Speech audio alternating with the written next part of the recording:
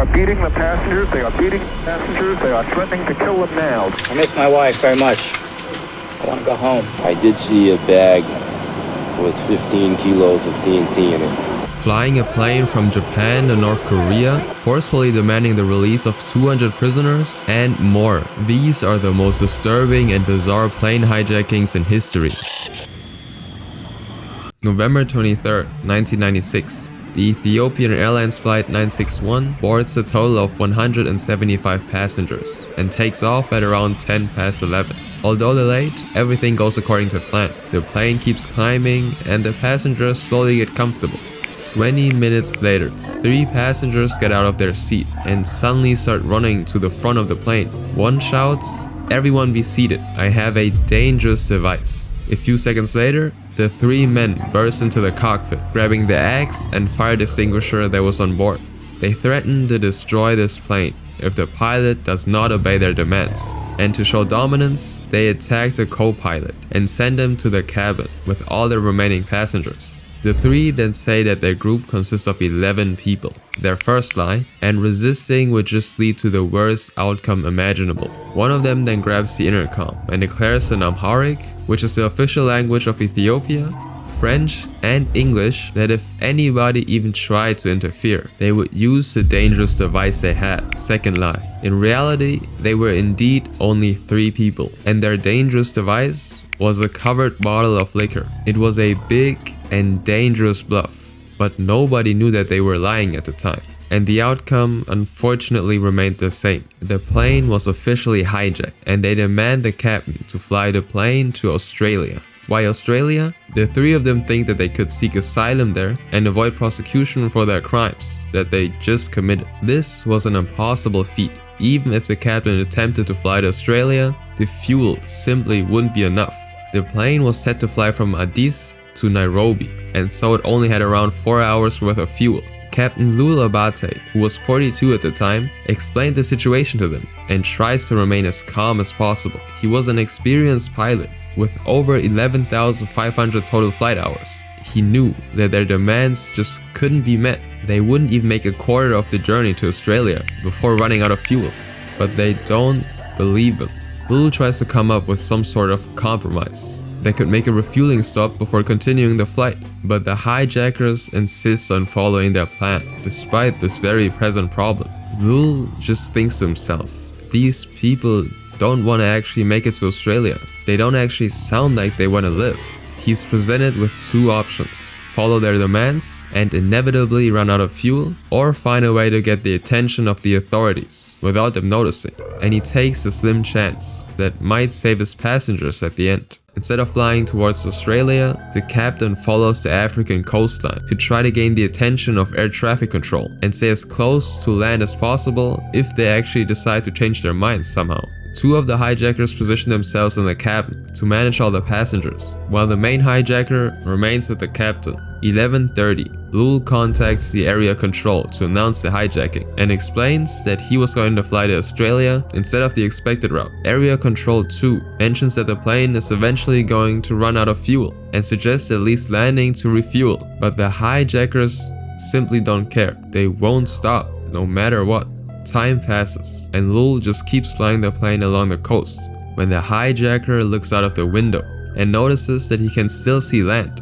That shouldn't be the case. If the plane was actually flying towards Australia this entire time, their view would only be the ocean. The hijacker realizes that the captain has tricked them. He sits down beside him and tells him one last time to fly towards Australia or things are gonna end badly. Lul has no other choice now but to fly directly into the open sea, knowing that eventually the plane was going to run out of fuel. A couple of hours pass when the inevitable low fuel sign pops up on the screen. There was still one last island group left where they could potentially land, and so the captain tries to negotiate with the hijacker, now having direct proof that their plan was not gonna work, without a quick refuel at least. But almost all of his efforts are in vain. 2:41. The right engine stops working and starts flaming out, and with only one engine now, the plane starts dropping and slowly approaches the water.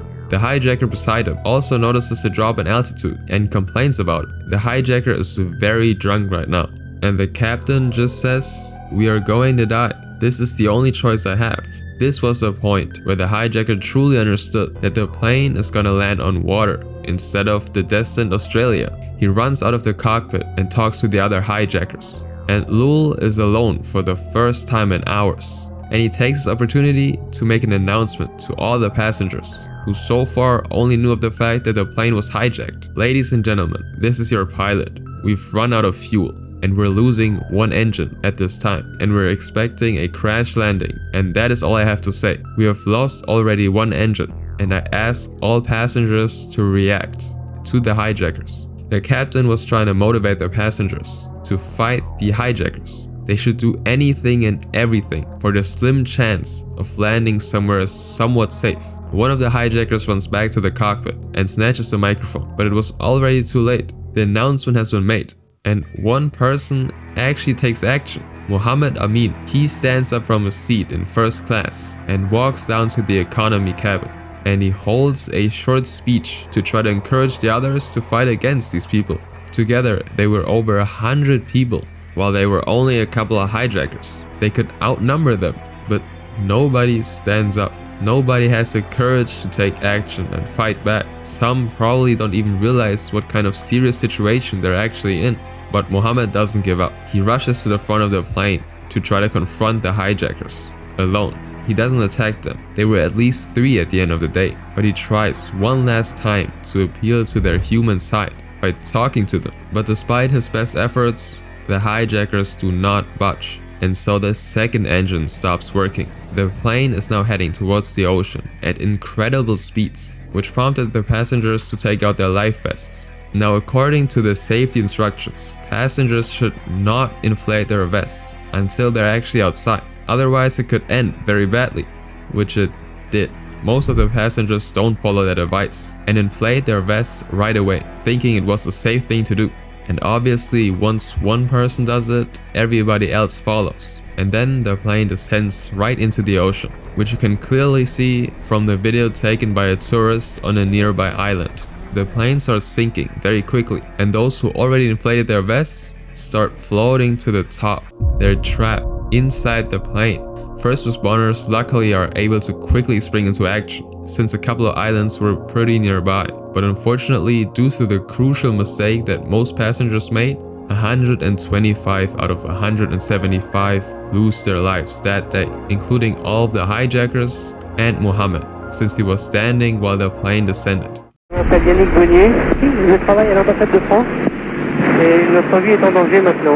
Christmas Eve, 1994. Air France Flight 8969 is in Algeria, ready to depart to Paris at 11:15 AM. Over 200 other passengers are already seated, just getting comfortable, when 4 men start entering the plane. They're decked out in military police gear, every single one of them carrying automatic rifles, submachine guns, pistols, and grenades. None of the passengers panic though. The men actually identify themselves as security, and they also happen to wear the Algerian presidential police uniform. So it seems like the situation is all good. 2 of them begin inspecting the passengers' passports, while one of them goes into the cockpit. The 4th man just stands guard. One of the flight attendants, Claude Bernard, notices that the police are heavily armed, and one of them even has just straight up dynamite in his pocket, which was definitely unusual. The police carried weapons, but not to that extent, especially not when just checking for passports. Outside the plane, something very unusual is happening too, and it's happening at a rapid rate. While the Algerian police were checking passports, the Algerian military starts surrounding the aircraft. The flight should have taken off by now, but nothing is moving, and nobody has reported any delays. One of the passengers then notices members of the Special Forces Unit of Algeria, also known as ninjas, outside the aircraft, and she connects the dots. The 4 men weren't police, but armed hijackers instead. The man who walked towards the cockpit enters and announces over the intercom that they were indeed not police, but mujahideen instead, and their goal is to establish an Islamic state in Algeria. Mujahideen are people who fight on behalf of God, religion, or the community. And this time they hijacked a plane since Air France was a symbol of France, which was viewed as a foreign invader. We are the soldiers of mercy.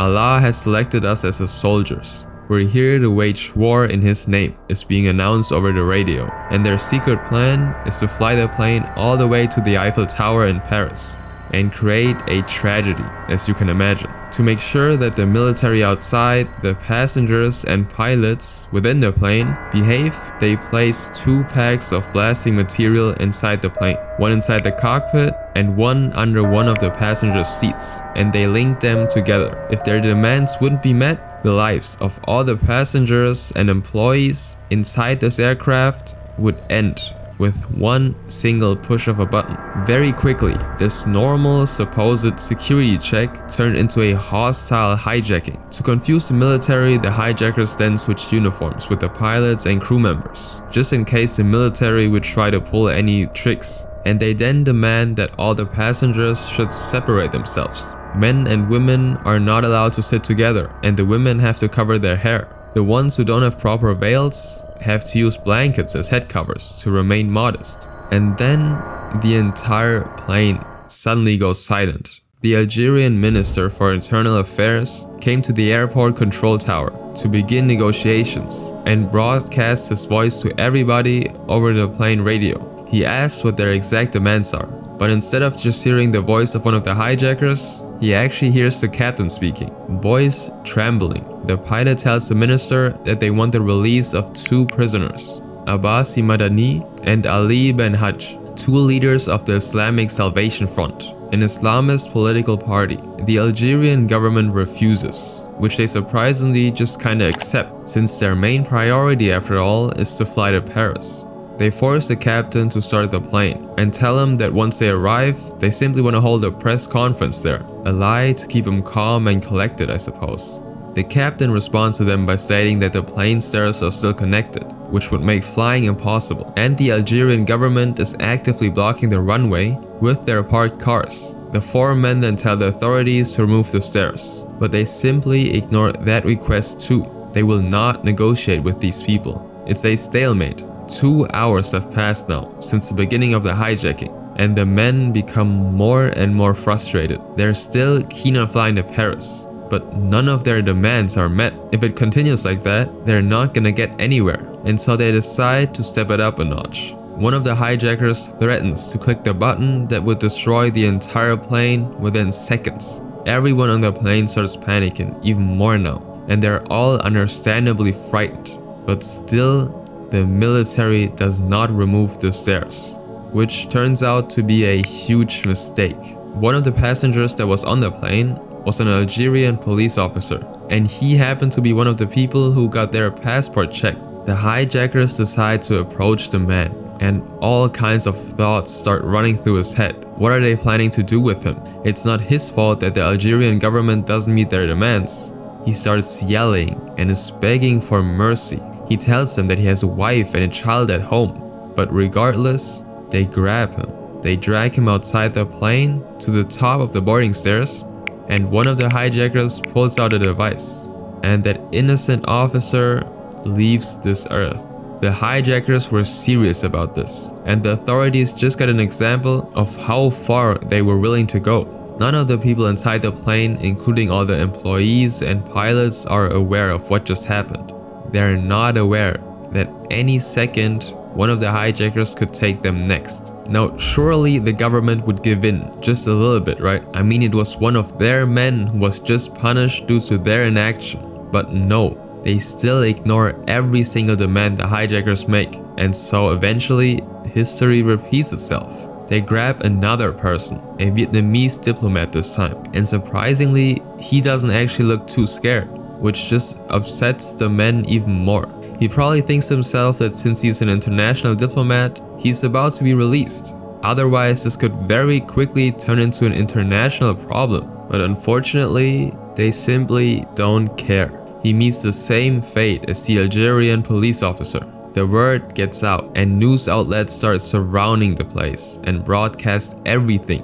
And even the French government gets wind of it. Quite a few French people were on board, and it was a French plane that was hijacked. The French government offers to bring the French military into Algeria to safely resolve this case. Together, they could surely find a way to stop them without losing even more people.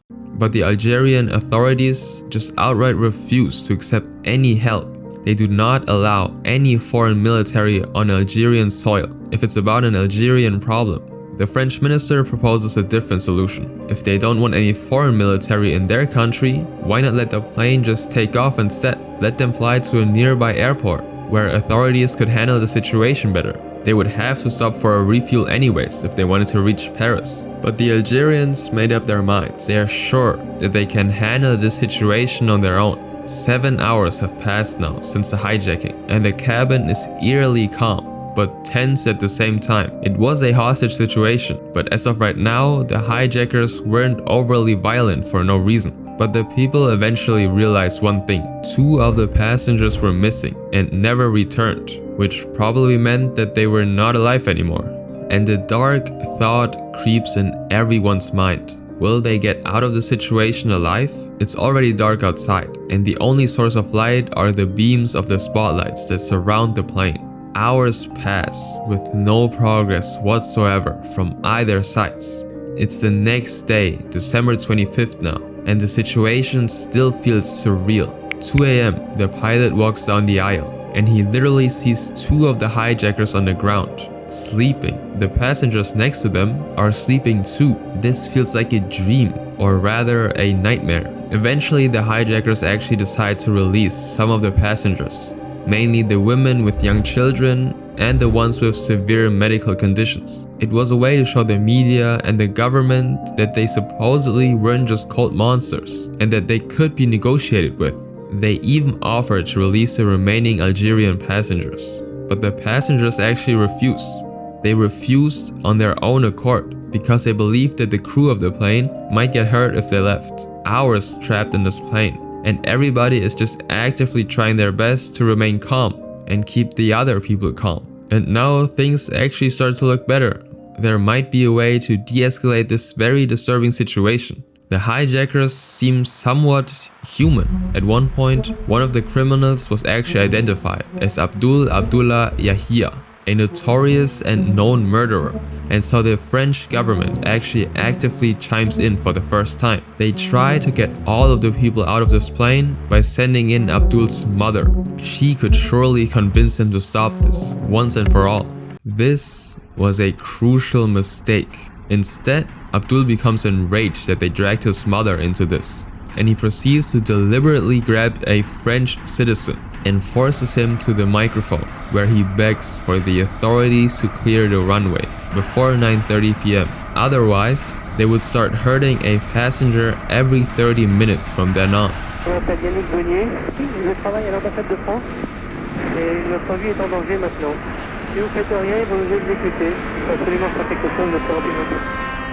And 9:30 comes around, and nobody has cleared the coast for them to fly. And so they do what they promised to do. They take that same French passenger and strip him of his life. Once the message reaches the French government, they become very angry too. And they actually start getting mad at the Algerian government. They give them an ultimatum. If they didn't let the French help them, the Algerian government would be held responsible for any other French person who gets hurt from now on. And so after 39 minutes, the plane actually departs. The plane takes off. The Algerians listened to France and let them fly, so they could handle it outside of Algeria. The plane doesn't head directly to Paris, their desired destination, since the fuel wouldn't last as already set. So instead they were advised to make a pit stop at Marseille, which was all according to the plan that the French made.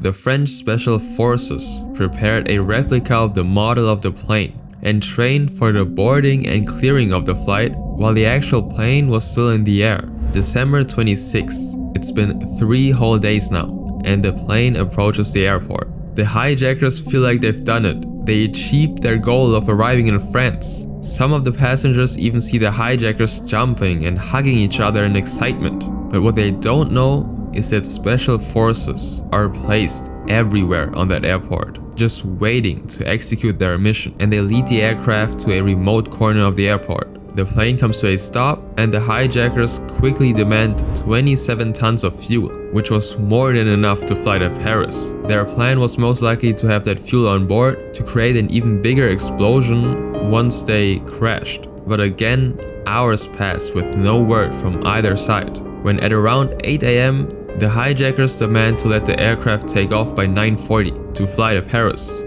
as well as refuel the plane immediately. But the authorities decided hours ago that this plane was not going to leave this airport, no matter the costs. They initially actually believed the hijackers that they just wanted to hold a press conference, but eventually got private intel from the Algerian government about their actual plans, which was to create a huge tragedy. The French deliberately delayed their departure by sending in airport personnel who provide them with food and water. They empty the toilet tanks and even provide vacuum cleaners. It seems like a nice gesture to simply make the hijackers relax a little, but those people weren't actually airport staff. In reality, they were undercover French agents, and while they cleaned toilets and gave water to everybody, they planted eavesdropping devices everywhere, as well as little cameras. The clock hits 5 PM and the pilots are waiting by the radio to hear from the authorities. They're still waiting for the fuel, but it just never came. The hijackers are so close, yet so far, and as one last attempt, they grab a fourth person to demonstrate their leverage. They plan to grab him and drag him outside and do what they've done already 3 times. All the passengers then suddenly hear verses from the Quran being recited over the intercom. Verses for the dead. And the French listen to it as well, over the planet microphones. They hear how passengers begin to panic as they proceed to drag the poor guy outside. But just before they're able to create a 4th victim, the special ops team rushes in and instantly neutralizes the first hijacker. 3 of them left. When they decide to fight back, they use their handmade grenades and smoke fills the entire plane as flashbangs and all types of things are being thrown. And the co-pilot actually decides to take this opportunity to jump out of the window, and he then runs off to safety, which coincidentally also gives the sniper a clear view of one of the targets. Next guy down. Now keep in mind, while all of this is happening, the passengers are actually being escorted out at the other safe end of the plane. There's only one person left, and he's with the main captain. The captain is afraid. He seems to be the last hostage on this plane, and the hijacker will probably do anything to get out of the situation. But for some reason, the man doesn't use him as a shield or anything. And after a quick standoff, the last hijacker is neutralized, and the pilot comes out somewhat untouched. It's a total success, with almost no casualties. The hijacker has pulled the pin on his hand grenade. He is desperate. He has pulled a hand grenade pin and he is ready to blow up the aircraft if he has to. It's 1985, and the United States are about to experience one of the longest hijackings on live TV in world history. 17 days full of dread. Trans-World Airlines Flight 847 is currently in Cairo, Egypt, and headed to San Diego, California. Most of the passengers are Americans, looking forward to flying back home and reuniting with their families and friends. Little do they know that this was all going to change soon. The flight has multiple planned stops. First in Athens, Greece, then Rome, Italy, followed by Boston, Massachusetts, and Los Angeles. The first stop remains uneventful. They land in Athens and prepare to take off again. On the morning of June 14, 1984 is where things change. At around 10, the flight departs for Rome. A few minutes later, the plane is already in the air. 2 of the 147 passengers suddenly run into the bathrooms, and they come out just a few seconds later and identify themselves as hijackers. They're 2 Arabic-speaking Lebanese men who suddenly have 2 pistols and multiple grenades on them. The only guess is that they somehow smuggled them through airport security. The very first thing they do is start assaulting Flight Service Manager Uli Derrickson and then breach the cockpit. They hold Captain Tess Drake at gunpoint and force him to divert the plane from its original destination to the Middle East. He has no choice but to listen, and so several hours pass with all of the passengers and the captain quite literally on the edge of their seat. After a while, they slowly approach the Beirut International Airport in Lebanon. The hijackers tell the captain to land there, and so he starts communicating with air traffic control. He explains the whole situation, and they first actually refuse to let them land. They want to speak to the actual hijackers first to know what they plan to do. But Captain Testrake knows the disturbing situation they're in. Beirut, the hijacker has pulled the pin on his hand grenade. He is desperate. He has pulled a hand grenade pin and he is ready to blow up the aircraft if he has to. We must, I repeat, we must land at Beirut. We must land at Beirut. No alternative. They must land or things are gonna end fatally. And so the air traffic control has no other choice. They make a safe landing and the hijackers then immediately demand for fuel to continue their flight right away. They're not gonna stay here for long. And let's put it this way, they do not ask nicely. They are beating the passengers, they are beating the passengers, they are threatening to kill them now. They are threatening to kill them now. We want the fuel now. Additionally, anybody who tries to look out of the window also gets punished. Lebanese officials quickly arrive to negotiate, but it's an extremely tense situation. The area they landed in was mostly controlled by Hezbollah, a Shiite Islamist political and militant group, and a lot of them have nothing against this hijacking. Captain Testrake and the officials manage to negotiate with the hijackers though, and they agree on their fuel in exchange for 19 passengers. 19 women and children manage to leave this plane of doom just a few hours in and are flown onto the island of Cyprus. But this was very much just the beginning. The plane continues on across the Mediterranean Sea to Algiers. They have now specified their demands. They want the release of 700 Lebanese Shia Muslims from the Israeli custody. These prisoners were mostly detained during the Israelis' military operations in Lebanon, and they're serious about this. They're willing to risk their lives and the lives of all the passengers to achieve this goal. So the ball was now in the court of Israel and the United States. 4 hours later, the flight lands in Algiers, where they actually release another 20 passengers. A common technique to show that they can be somewhat trusted while still maintaining control. And even in Algiers, they only stay for about 5 hours when they suddenly decide to head to their next destination. And once again, Captain Testrake flies the aircraft back to Beirut, Lebanon. It's not clear what they want to achieve. It just looks like they're flying back and forth until the Israeli government decides to release the Shia Muslims. But as of right now, nobody knows. The entire world can do nothing but just watch this event unfold. They arrive at the Beirut airport once again, but this stop is different from the first one. It's short but fatal. On their quick stop, they select the US Navy diver Robert Stetham and decide to beat and then take him from the living. The two hijackers then throw him out of the plane onto the ramp, where they shoot him once more. After they obtained more fuel for the plane, they actually take 7 American passengers off of the aircraft. Not to release them or build more trust or anything, but to take them as hostages outside of the plane. They went through all of the passengers' passports and picked out the ones who had Jewish-sounding names. And they give them over to Hezbollah, who take them to a prison hidden somewhere within the city. This is not a two-man operation by any means. They not only have people on the outside helping them, but nearly a dozen heavily armed men join the hijackers too. And yet again, the plane takes off to Algiers. June 15, 1984, day 2. The hijackers have landed in Algiers and are broadcasting their voice for the whole world to hear. They demand the freedom of all 700 prisoners. 65 passengers have the opportunity to leave the plane this time, most of them being non-Americans, since they truly want to focus their negotiations primarily on the US and Israel. This is not the end of their announcement though. The hijackers set a deadline. All of their demands must be met by 10 o'clock Algerian time tomorrow on June 16th, or all the remaining passengers will suffer the consequences. And surprisingly, the authorities start to listen, just a little bit. None of the prisoners are released, but the Greek government actually decided to release their accomplice, Ali Atwa, in exchange for all 5 female cabin crew members and 8 Greek citizens. Ali Atwa was apprehended when all of them tried to board the plane, since he in particular acted very nervous and suspicious.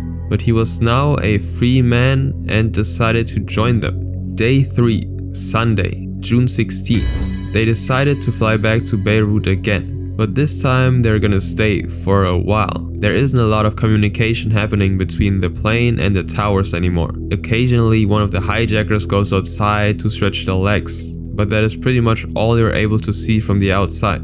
One tiny thing has changed though. One of the hostages, Robert, was released from the aircraft to go to an American hospital to take care of a heart problem he had, even before the hijacking began. At night, the aircraft then moves to refuel. For the passengers, it remains an exhausting journey with only one question in mind. When is this nightmare gonna end? The hijackers have relaxed a bit, but all of them still want to desperately go home and see their loved ones.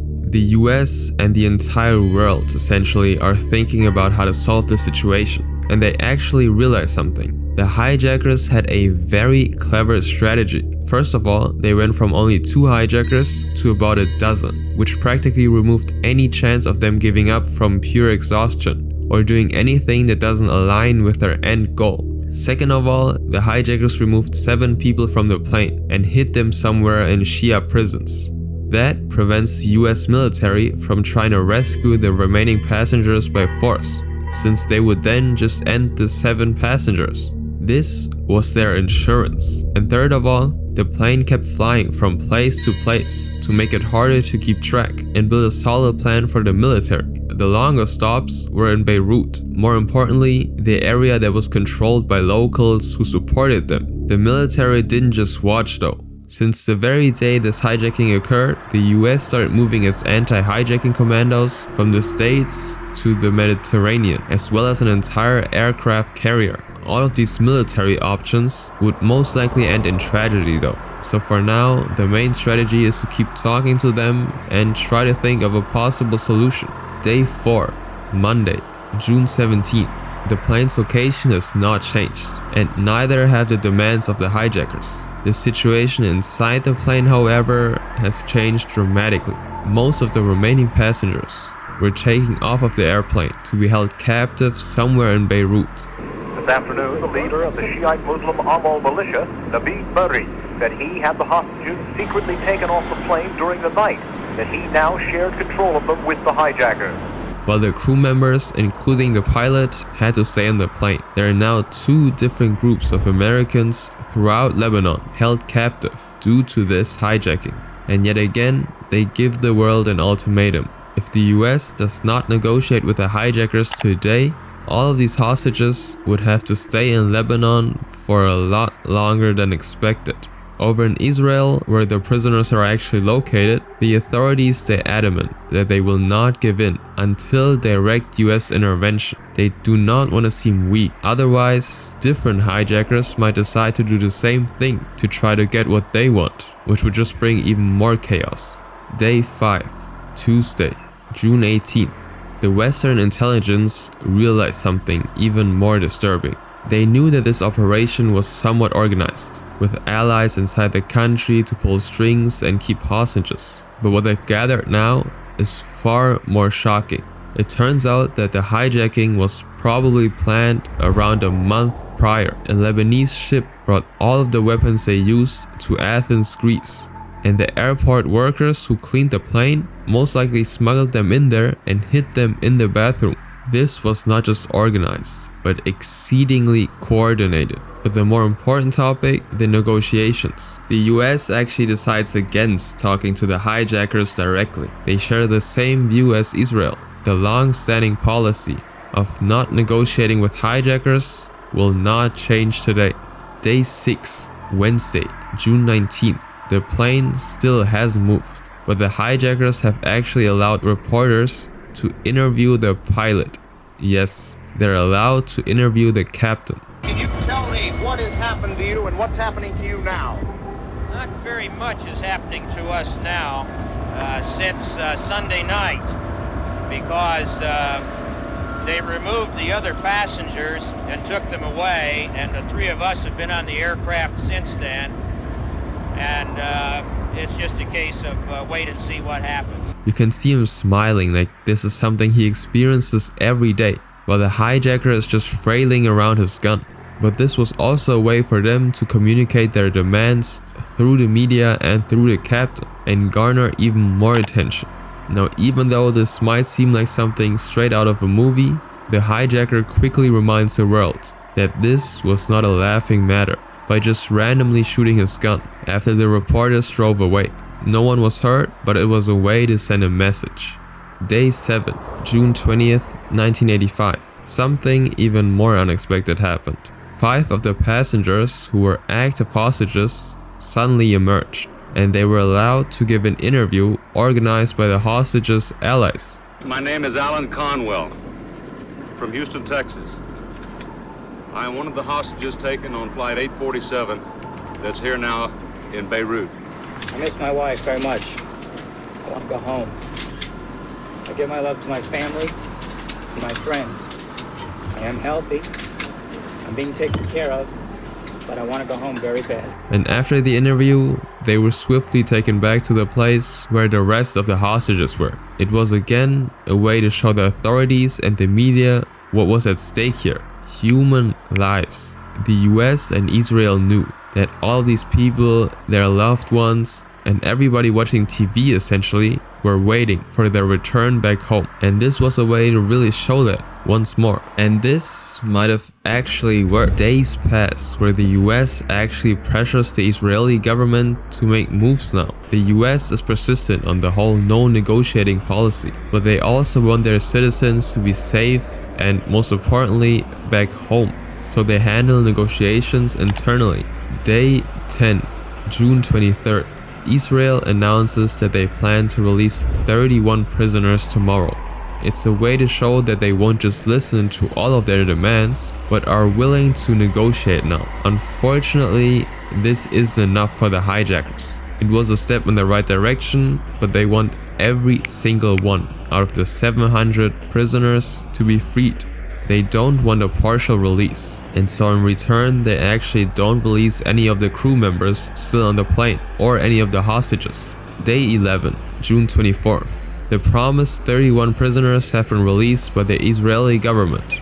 However, the opinion of the hijackers has not changed, and so the standoff unfortunately continues. Day 13, June 26th. It's been almost 2 weeks now, and the hijackers finally start negotiating. They're willing to transfer the hostages into a neutral embassy that isn't controlled by Hezbollah if certain conditions are met. They of course want more prisoners to be released, as well as a safe pass for them to still have control over the hostages. That way foreign players could take care of the victims and make sure they're alive and well, while still not being able to just fly them out of the country. 3 embassies are viable options: Switzerland, Austria, and the most likely one, the French embassy. Day 14, June 27th.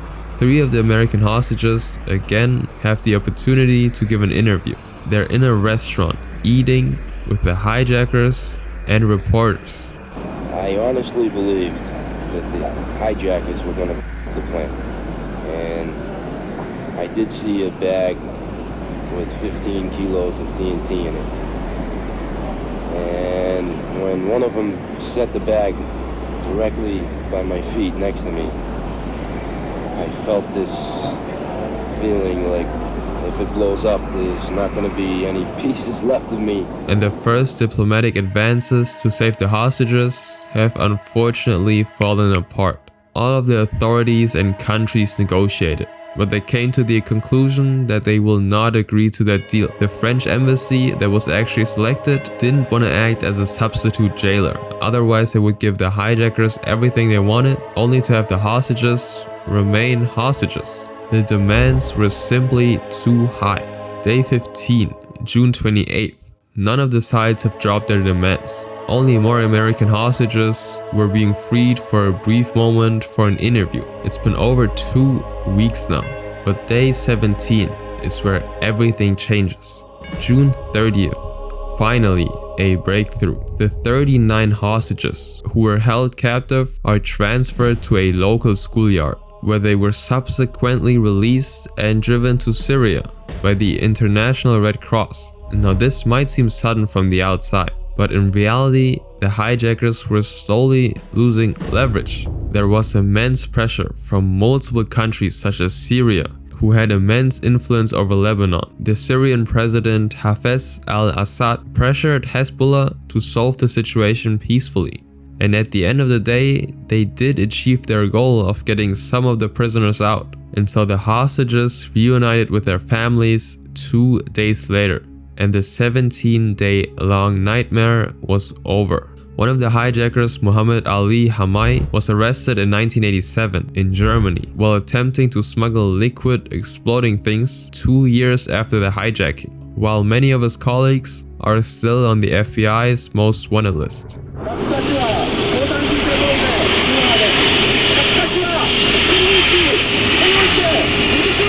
Tokyo, 1970. Japan's airline flight 351 is currently in the air. Its end goal? The city of Fukuoka. 138 people are on the plane. Only a couple of them knowing what's about to happen in the next few moments. At 7:33 AM, approximately 20 minutes after takeoff, a young man stands up. Takamaro Tamiya. He's a 27-year-old college graduate, and he draws a katana. He has an entire sword on the plane, and he shouts, "We are Aishita no Joe," or "We are tomorrow's Joe," a reference to the boxing manga with the same name that follows the rebellious teenager Joe Yabuki. He's an inspiration for him, and so in other words, he's hijacking the plane and rebelling. He isn't alone in this though.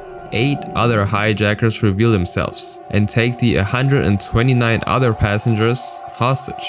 Alongside katanas, they pull out pistols and self-made explosive devices. This is a bizarre sight. Such young people suddenly violently taking over this aircraft. The youngest of them is only 16.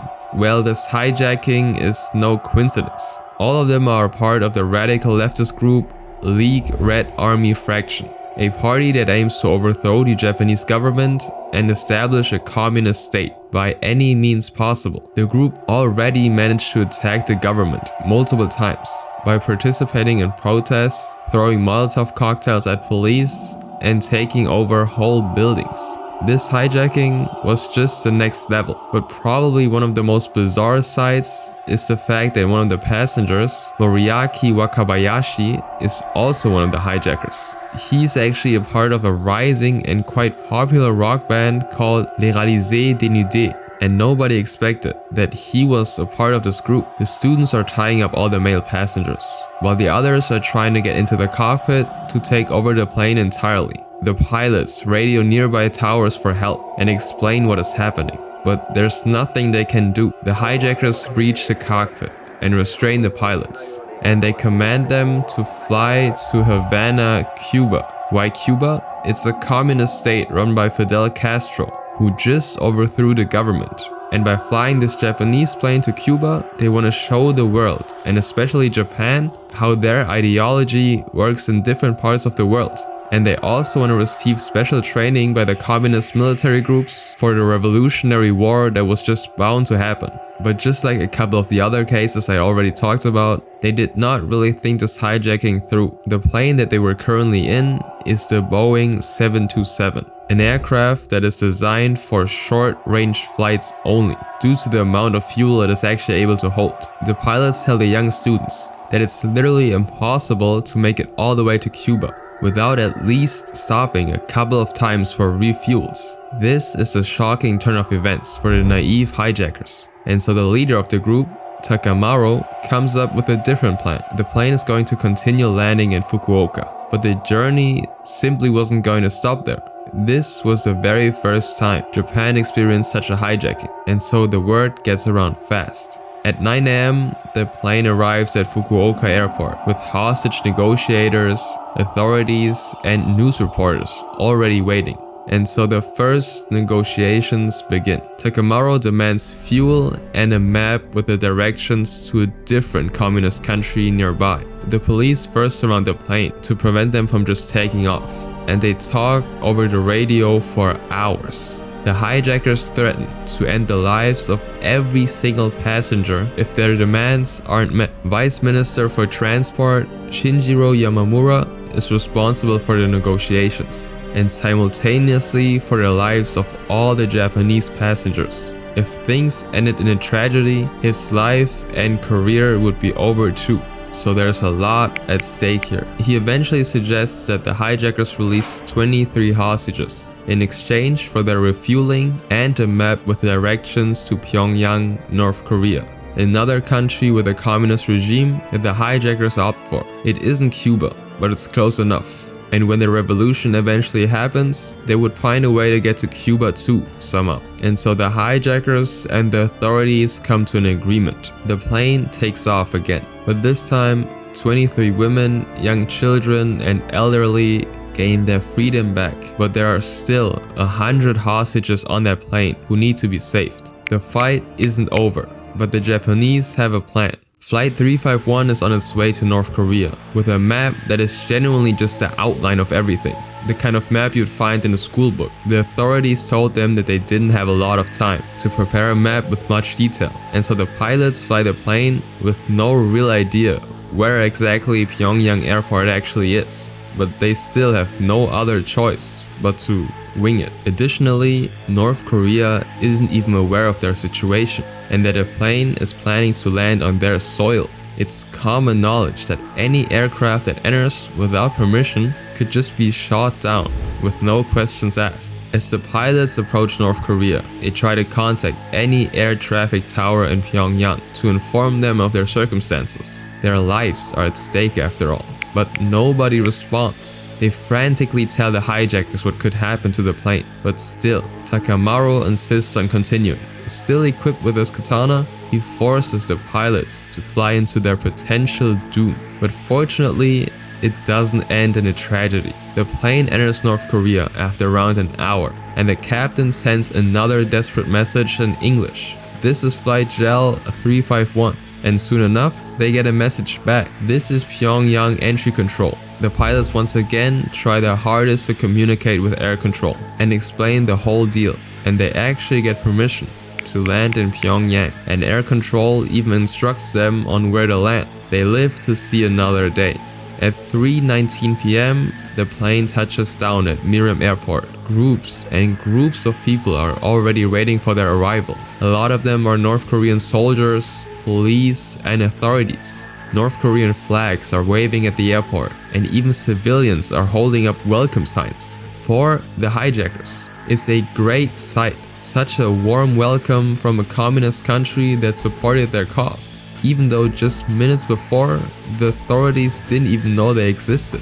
For the hostages, however, it's a living nightmare. They were just handed over to a country that welcomed the hijackers instead of trying to rescue the hostages. What no one inside the plane knows, however, is that South Korean officials who are in cahoots with the Japanese and the US are just a couple of feet away, sitting in a hidden place, ready to execute their secret mission. The plane never touched down in Pyongyang. They were currently in Seoul, South Korea. Back in Fukuoka, negotiations simply did not go as planned. And the authorities knew that if they actually let them fly to North Korea, there was no coming back.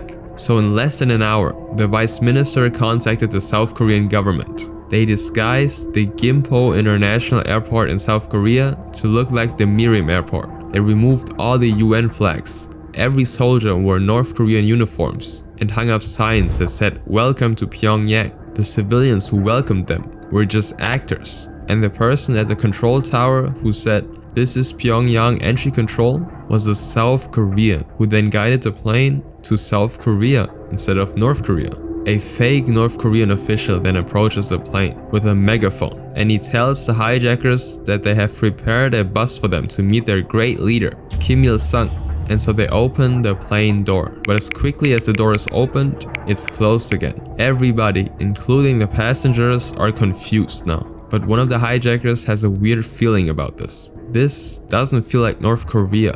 All of them press their faces against the windows of the plane and look around one more time. It's not clear what they see exactly, but there are three things that they most likely recognized. First, a foreign car, which is not super uncommon for North Korea, but still weird. Second, there are quite a few planes in this airport. It feels too much, since the North Korean airport has only about a flight a day. And three, the thing that most likely gave it away, they see a black man with a US uniform. This can't be.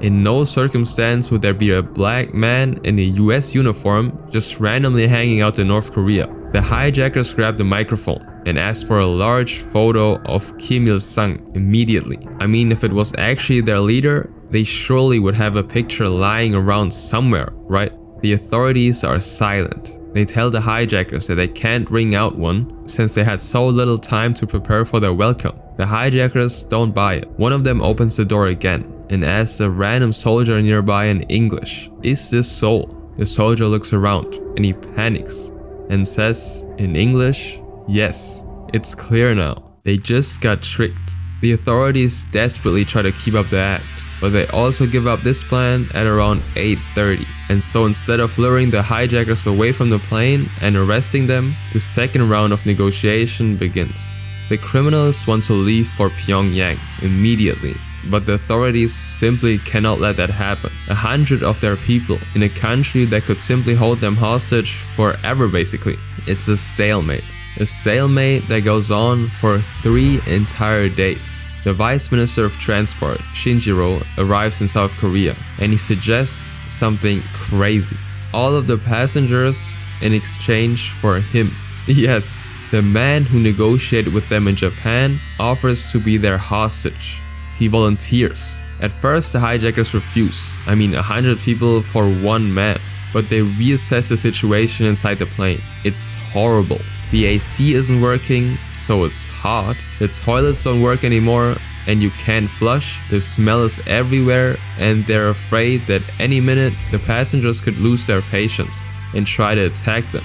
Also, there's no food left. Every single attempt of the authorities to give them meals has been rejected. It might have been laced. So after 4 days and 3 nights, the hostages leave the plane for the first time in what seems like ages.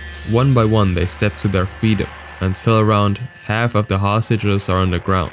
This is when things change. One of the hijackers steps out and locks eyes with the vice minister, who's ready to board the plane. Both of them slowly walk towards each other. The minister slowly walks up the stairs, while one of the hijackers slowly walks off the plane, a way to ensure that both of the parties hold up their end of the deal. Right now, one of the hijackers is in the hands of the South Korean authorities, while one of the Japanese officials is in the hand of the rest of the hijackers. The vice minister is tied up in a seat, and after that, the rest of the passengers are allowed to leave the plane, while the hijacker slowly returns. Once done, the plane now actually heads to North Korea, with the pilots and the vice minister of transport. Not a lot of time passes before they manage to touch down and land in North Korea. And this time, they get a real welcome. Kim Il-sung has officially announced that they will accept the Japanese students. It was a major win for him. Japanese people who voluntarily want to live in a communist country. The 13 people step off the plane, and Kim Il-sung, alongside his people, welcome all of them. The hijackers aren't sure if they're gonna end up in jail or be treated as normal people, but they're actually treated like heroes and actually wine and dine for a couple of days. They get hotels and live like gods basically. And all of them get what they want, surprisingly. The pilots and the minister are allowed to fly back to Japan, while the hijackers enjoy their lives in North Korea now. The hijacking is over. But instead of training for the upcoming communist revolution, they now live the life of the top 1% and get treated as North Korea's trophy. Not surprisingly though, as they get older, they start to regret their actions. And years later, a lot of them actually wish to return back to Japan. But due to their criminal charges, it just wouldn't be possible, at least legally. Another couple of years pass, and the story about the Japanese students who live in North Korea is forgotten by most of Japan and the world. Until multiple of the hijackers were actually arrested, but not in the country you'd think they'd be. Yasuhiro Shibata, the 16-year-old at the time, is arrested while infiltrating Japan since he was carrying out underground activities in 1988. And Yoshimi Tanaka is arrested in Thailand in June 2000 on charges of counterfeiting money, millions of dollars that look almost exactly like normal banknotes. And did they commit these crimes for North Korea? Who knows? But what I do know is that you can click this video right here